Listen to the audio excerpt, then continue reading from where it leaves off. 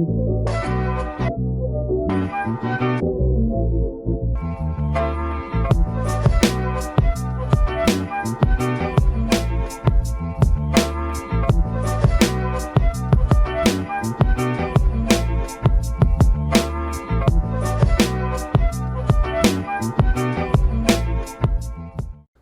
on in the room.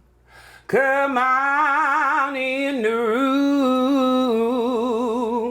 Oh yes, I'm so glad you made it. Baby, because some people ain't making it. Beach, good morning, good afternoon, good evening, and good night. Listen, welcome to the M.I.P podcast, the most important person podcast. I'm your host, Monroe Alise. Listen, this is the safest room to be in. Why? Because it's simply there's no negativity in here. Oh yes. Baby, this is the no judgment zone. Listen, baby, we gonna laugh, we gonna cry, we gonna shed some tears, there's gonna be some fears expressed, but most importantly, we're gonna do all of those things together. Why? Because people who need people are the luckiest people in the world. Please, if this is your first time, please make sure you like, share, subscribe, comment, push that notification bell, do all of the things, okay? I want you to come on back. Now, tonight, I'm so excited for the guest that I have. Let me tell you, this woman is absolutely amazing. She's done so many things. And I'm going to read her bio because, baby, listen, the things that she's done, I don't want to mess any of those things up, okay? Dominique Morgan is an international award-winning artist, activist, and philanthropist. As the director of the Fund for Trans Generations at Borealis Philanthropy, she oversees the largest global philanthropic initiative for trans and non-binary individuals. Dominique also leads Starks and Whitiker Consulting as founder and CEO. Her work spans sex education, radical self-care, and transformative youth development, aimed at dismantling the prison industrial complex through her initiative, Gender to Prison Pipeline Theory. A 2023 GLAAD Award winner and recipient of multiple accolades, including but not limited to the 10 Outstanding Young Americans Award, NAACP Freedom Fighter Award, and JM Kaplan Innovation Prize, Miss Morgan is globally recognized. She is the only Black trans woman with a street named after her in her hometown of Omaha, Nebraska, and the first living trans woman to receive this honor. So without further ado, I want to give you my sister. Listen, the people's champ, okay? Because baby, she out here doing the Lord's work. The Dominique Morgan. Hi, sis. Thank you so much for being here. I'm so honored to be here. Listen, so I know that I've said this whole bio of yours, but I want to share the first time I met you. Mm-hmm. It was the Trans Visibility March in Orlando, Florida. And baby, it was hot. I'm talking about hot that day. And we were all in a tent, and I remember you had your fan, and you had another fan. Correct. And we had shared introductions, and baby, she let me use her fan. And she had poured into me, and she was telling me about the amazing work that she did, and she shared information with me, and she shared her contact information. And she told me that if I needed her, don't hesitate to reach out. And you've just been a light and a love ever since. Thank you. No, That march was huge for me. It was, right after pandemic. Yeah. And it was like our first time, I think, coming together. Mm-hmm. And it was still I know as though I'm very early in my transition, although the world doesn't let me be young, right? But it was a huge moment for me to just be there at the march. And you're right, sister, the level of heat, it was a lot, but we pushed through, and I remember just us marching. I tell that story of we're chanting, the girls are giving a nasty chant, and we look at each other, and we go through a block, Then we hit another 2 block. blocks.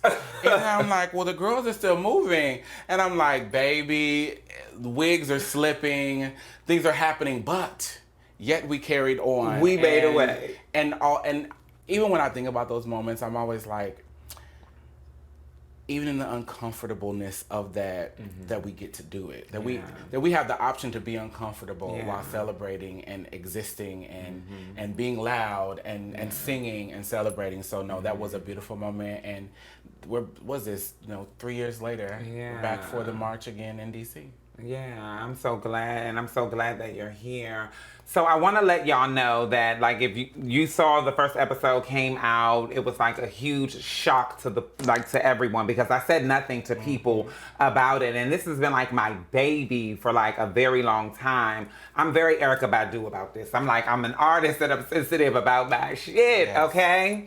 And I posted it, and I was telling Gadget, I'm nervous. I don't know how people are going to receive it, and all of these things. And I'm talking about my anxiety was through the roof. But to see you come in the comments and not only celebrate this moment for me, but offer to come here and sit on the couch and share space with me.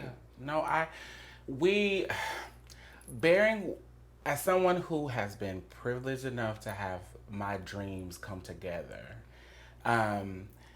there's a lot of things that fuel me, but one of the biggest things that fuels me is bearing witness to other people's dreams or being in service to other people's dreams. And I think that people don't realize that there's some reciprocity to that. Every time, the more I show up for folks, the more people show up for me. The more that it's just there, and it went from knowing that it was a part of it to it being habit. And so I see you as one of our supreme talents in our community, and your presence is extremely powerful. And I'm like, there are a lot of girls who need to not have a podcast. There are a lot of people who need to mail the equipment back. And when I see somebody who should be sharing voice, somebody who should be giving wisdom and knowledge, somebody who can draw people in, you have a energy where all sorts of people lock in with you, and you're able to touch different people in a different way. I don't always say something, but I will get on my YouTube TV and watch you on Good Morning DC when you do those segments. Thank you. And so I was like, oh baby, I'm in town. Yes, ma'am. Can I pooch through? I was hopeful that it wasn't, because again, we'll be in our heads, the world, and I was like, this is her moment. I didn't want it to seem like I was like, not the world, right? Yeah. And so when you received it in the way that I was like, I would love, if there's anything I can do. I didn't know if you were doing guests. I didn't know if you had a list. But girl, I'm in town. No. Listen, and first of all, and that's the thing, like when people kept asking me, like, so are you going to be doing, I'm like, listen, I'm going to let God be God. I'm not trying to, ask any of my friends that do the work to come on here. I'm not trying to tap people on their show. Like, I just really, because I really wanted it to happen organically. And I think that everything happens the way that God, the universe, aligns things, right? And I know we just went straight in, but I want to ask you first, how are you? Like as you, because you are the most important person in your life. I mean, I'm good. I'm really happy. I think that I know that I'm in a place that I never dreamed I would be. Not around like work and all these other things, but just the sureness in myself, the progress that I have seen within myself, I trust myself. And so like there are days when I'm great, there's days when I'm awesome, but I try to look for good, that like just maintaining good, but then having all those other things in place. And I'll be 43 in about 6 months. And I'm just like, okay, like I feel like I'm getting this thing called life down. And I remember being younger and being, a person going into the prison system and all the things where I would watch other people who I thought had, and I'd be like, dang, I wish I could figure out who I'm supposed to be. I wish I could know what my career is supposed to be, or I wish people could look at me and know me for something outside of someone who just doesn't have it figured out. And it feels really good to kind of wake up in the morning and know my purpose and know what I'm supposed to do. I love that. I love that. And I'm so glad that you talked about like being younger and looking at other people who had it and wanting that. I just recognize that we have, like, we are more alike than different. And I say that all the time because we as human beings, we like to complicate the simplest things and try to make it seem like we're one of one and, you know, all of that. And listen, live, love yourself, live on and love, you know, but we are more alike than different. And I just realized that your father was a Marine and my father was a Marine, right? And I talk about gender roles being assigned in my home very early and that like playing on how I then spent the next years of my life. When was the time that gender roles was assigned in your home, or when did you get introduced to gender roles? Can you remember like the first initial... If I'm being real, they were there before I was born for me, simply because my parents met in the 9th grade. They were high school sweethearts, and they married right when they graduated high school. They got married June 12th of 1981. Then my daddy went off to Okinawa. And then mom figured out she was pregnant with me. I was born in March. So when I was born, my father was in Japan in service. And born and raised in Omaha, Nebraska, both of my parents. And my mother went to North Carolina to the base with me. Like I've recently found some letters of my mother, like writing my father, telling him about how I'm growing and things. But my father was a junior, I was a third. So even in that succession, I was already given an expectation.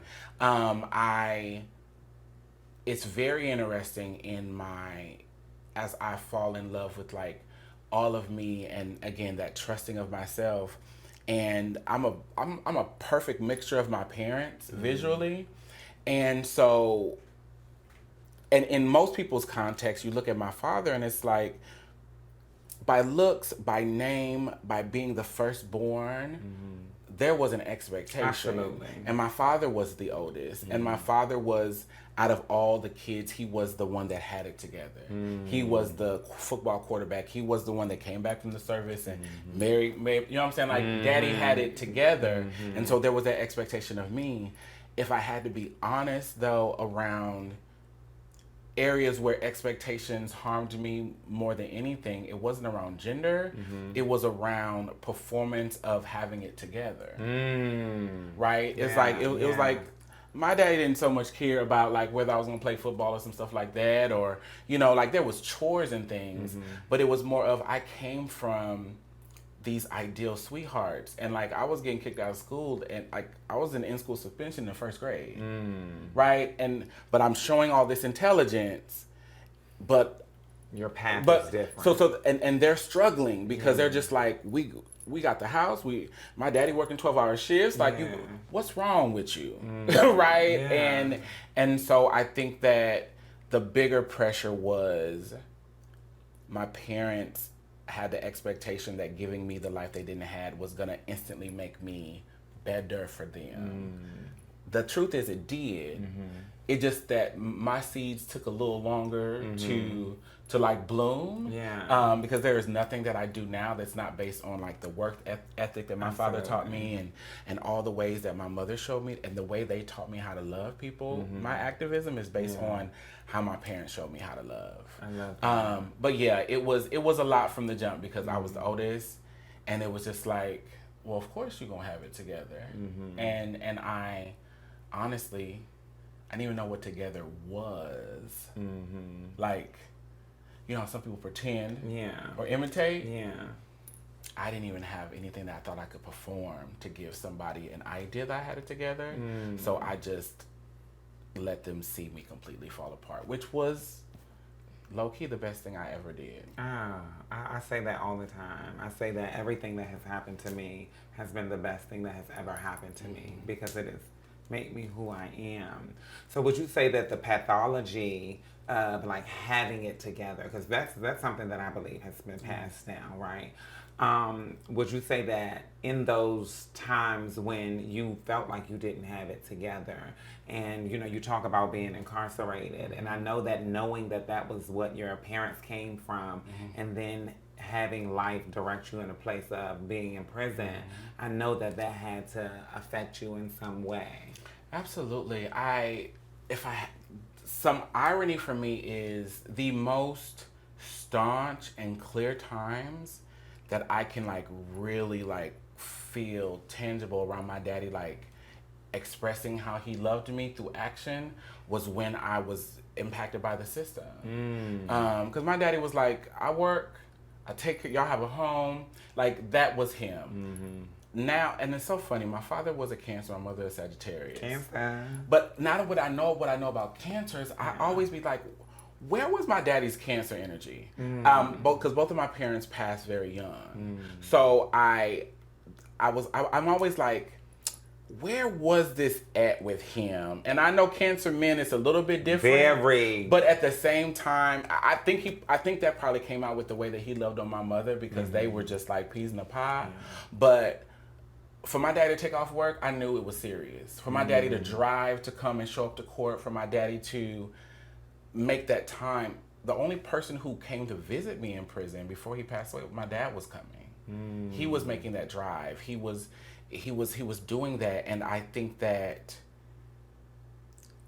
my father's approach to love was based on action, he having to fix things.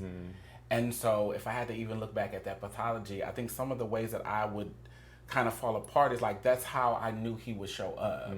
And the saddest thing was, the most scary space I was in, I experienced the biggest kind of expression of that love from him. But it was about 6 months into my prison sentence when my father passed. He was 41. In 3 years, I will have outlived both of my parents. Oh wow! Yeah. Wow! And I know that you will. And I know that you will. I believe there's work to do, and when we did the Pisces album, there's a song phenomenal, there. by the way. You. I was bumping it earlier. Thank you. There's a song called "I Am" that I dreamed, truly dreamed that song, because I was Number 19, I think 18, 19. Yeah, in there, because I was it gave me closure. Yeah, I was done with the album, and I dreamed it, and it was the words were. It was just I was just I don't want to do another ballad. This isn't supposed to be about that. This is the first album I'm doing this space of transition. It's the pandemic. I'm just able to lock myself in the studio and say whatever. I'm out of the label deal, so I'm producing it myself, so I can do what I want to do. But that there was a line in there that made me, I was like, I have to record this. And I am my parents' wildest dreams. We talk about ancestors, but Absolutely. I needed to say that it was very clear how my parents did their very, very, very, very best for me. And I reap the benefit of that to this day. And I want the world to know that y'all are reaping the benefit of Troy and Colleen raising me well. It took me a while, I was a newborn baby kind of walking at first, but once I got it, there is nothing that I accomplished that isn't based on the way that they taught me how to show up. And through prison forced me to grow up, and prison forced me to understand that you might have to do all of this on your own. I also think, and I'm hearing this in my head at this moment, we had the Repro conference the last couple of days, and one of the doulas was talking about the importance of, we might need to bring some doulas into the trans community, because trans people are birthing themselves every day. Oh. And prison forced me to raise myself because I was 18. I was still very immature, of course. But my mom and daddy couldn't save me from that. And to experience that grief there with my father passing, to just have to grow up it's also the same skills that I feel I pull from as a Black trans woman, that you're going through puberty again at 40, and you're figuring out what your likes are. I never liked candy again in my life, but now I got a family-sized box of Skittles. All of that, right? And I'm sweet tooth of very it all. much / the same skills of raising myself that I put in place to hold me accountable when success comes into play. There are a lot of people who cannot be successful without people watching them to keep them from messing up. And what I do know about success is the most powerful moments are when you're by yourself. So those skills from that time in my incarceration of like figuring out in solitary confinement, 18 months, like literally not leaving a room, showering 3 times a week, for nearly a decade in prison, 6 months of that living on death row in Nebraska due to overcrowding. It wasn't resilience. It was like, these are going to be the tools that are going to prepare you for the grind, the solitude, the loneliness of being the first. Everybody want to be the first, but that's very lonely. Yeah, very lonely. And so yeah, there was a preparation that was there, but my daddy, I'm very thankful that I was clear as an adult that he loved me before he left here. And we are 2 people who talk about spirit. The work that I've been able to do since my transition and being my father's daughter has brought us so much healing in the way that I'm able just to, I had a flat tire the other day, and I just had a whole conversation with him. Because those are the things where I'm like, I would love to call my daddy and be like, my AAA, I messed up. I would love for my daddy to tell me, what'd you do? You don't have the right oil. I would love to be fussed at by him in that way. Me and my boyfriend, we were at this Hawks game, and I heard him back in my head, he was like, look at you at this basketball game. And so it's also very important for me to keep the health of the relationship with my parents together. Although my father's been gone 22 years, and my mother, she's been gone since 2009. So I know that kind of wove from your initial question. No, now listen, but there's girl. There's a continuity between the separation of incarceration and it training me to, yes, be okay alone, but then me realizing the power of community and understanding that it takes skill to keep people to want to be in your world. That if I want people to be associated with me, I gotta know I have the skill. I can handle people myself, but I also gotta curate the skills to be amongst people. I have to curate the skills to show up for people. And it all has, thankfully, thank God, has paid off. And that's the stuff I focus on most days. It's like, girl, you somebody wants to be around. Absolutely. And how am I showing up for myself and my people?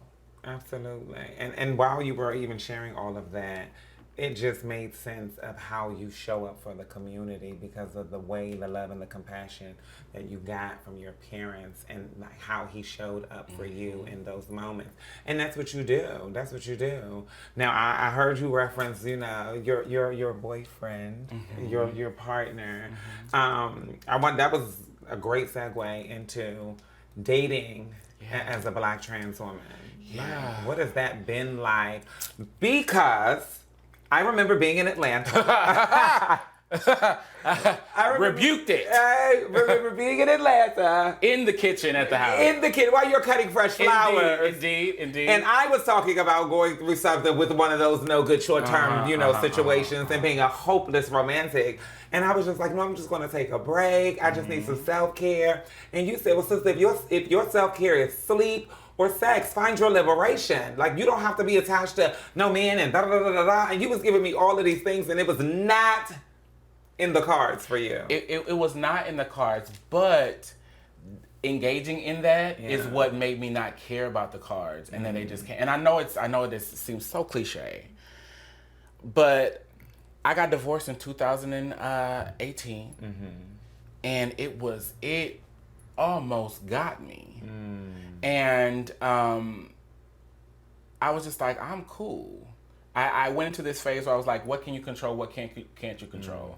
And you realize in this world, all these things have been happening, but we're not documenting them on Instagram, on Twitter, and you know, these fools will cheat and somebody, you know what I'm saying? Like, yeah, I miss the days of let your girl be across town, and never shall we cross all those things. And I was just like, this stuff is so grimy. I can't control that, but I can say, you know what? I'm gonna divest from hurt that I can control.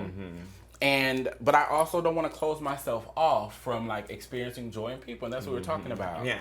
I knew Christian and I met a little bit after I moved to Atlanta, but again, I was like, child, please, you know, and so we was just cool. And I am a songwriter first. When I thought about how I was gonna change it, was like I wrote my first song I was like 7 years old. So like writing songs got me through solitaire. Like I left prison with a bag of like 300 songs. Like that was that is like my anchor. And it was last fall, and I was like, okay, if I do another project, one, it needs to be very different from anything I've ever done. It needs to feel challenging to me. One reason I moved to Atlanta was like to be in this creative space.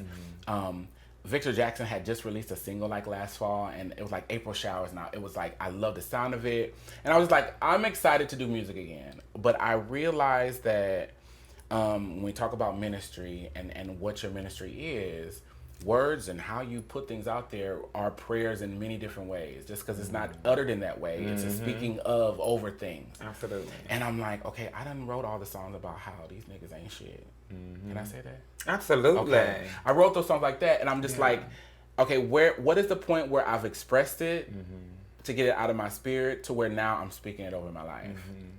And I was like, well, what if I started writing a love song even though I'm not in love? I want to see what that does. So this was like October. I got it like charted in my Apple Notes. And I asked myself, I said, what is like a song that when I hear it, I know that person, like, this is what love feels like. And Whitney's All the Man That I Need. I always think it, but there's a acapella version when she comes back into that chorus and she goes, she takes that half step. That whatever that note is, that is the sound of love. And I remember sitting there and I was just like, okay.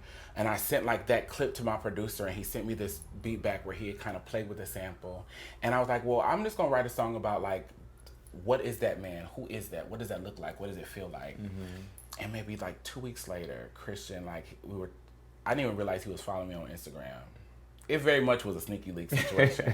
I was like, what is you doing in my socials? You know what I'm saying? Like, because the world's you're one big. Because as much as people think that I show everything, you know, don't. it's quite curated. You know. And I was just like, I like him. And so we hung out. I was like very busy in the month of November, and I always told myself, what I knew was I was never going to shrink or shift for a man again. Absolutely. And literally, in November of last year, there was like 6 days I was in Atlanta. And I told him those days.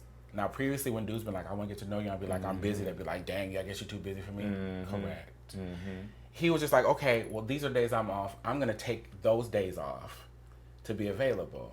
I was like, okay. This is different. Right? And then followed up and make sure and did the thing. And so we hung out. And then we were like, okay, we're going to plan this day. So then we're kind of talking. But then I'm still like, child, this can't be real. And our sister T.S. Madison did a Christmas Eve party. Shout out to Madison. Shout out to the icon. Legendary. BTS. Yes.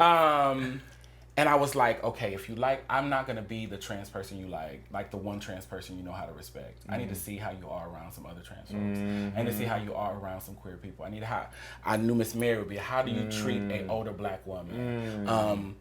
Because I also was never going to do a relationship where I could not live life with you. I wasn't going to living life in a house. Listen to me, girls.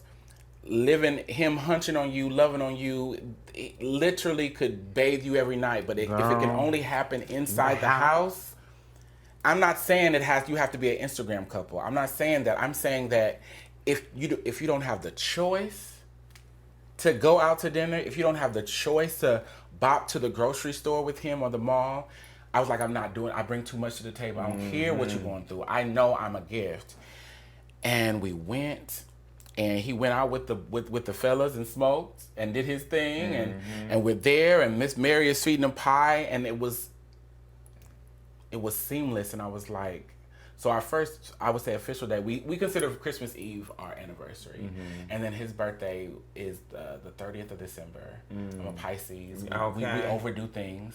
So then I'm scared, right? Yeah. Because I'm like, I like him, and I'm ready to be like, and I'm like, okay, his birthday, and so I kind of thought about what I want to do. He's a Hawks fan. I went through his feed, and he go to Hawks game, but he hadn't been like that. Amen. Okay. But also he don't know, like he knows, but he don't know. Yeah.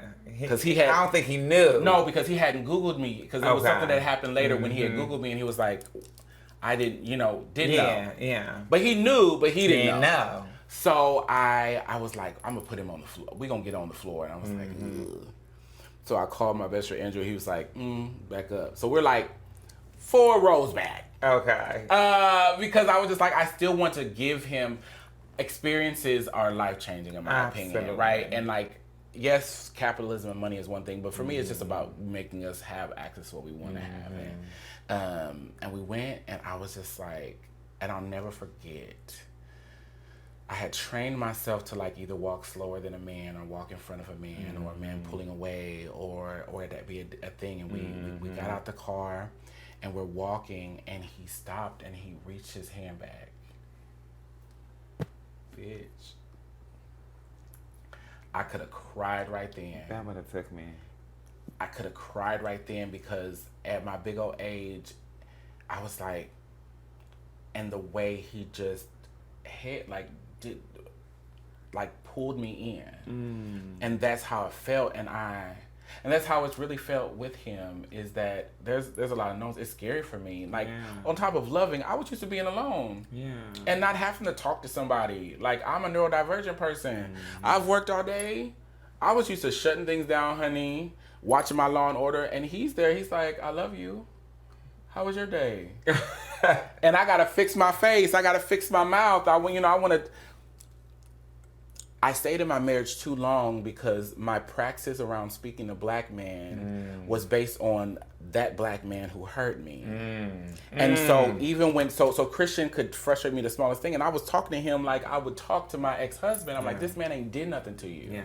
So I have to do so much more learning in this relationship than he ever has so far, thus far, because he is the most kind, most nurturing. When he went to talk to his parents, his brother texted me earlier. They be grilling at the house, and just it is I don't know. It's mind boggling that this is what it is. We got a dog now. He just got his first haircut today.